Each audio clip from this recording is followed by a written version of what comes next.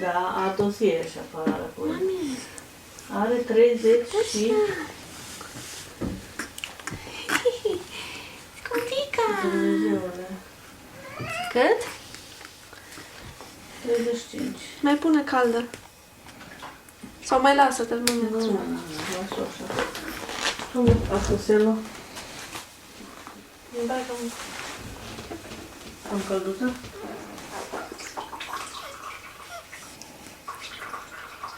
Cât să de grade?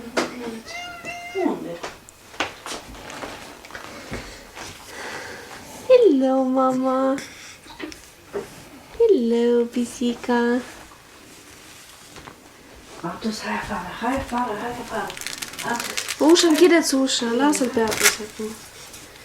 N-a făcut fetița mea nimic aici. Nimic.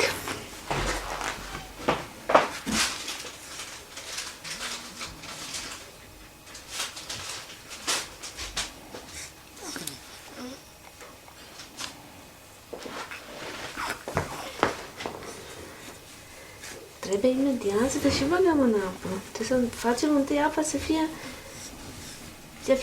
la temperatura corectă, mămița.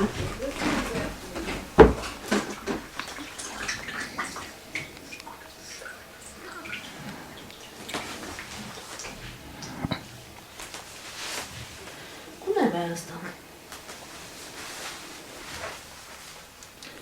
30, 40 aici, da. Are 37. Îmi pare că am cald.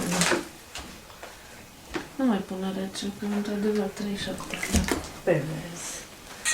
Da, Da, invers dacă vrei, că aici are rezervorul.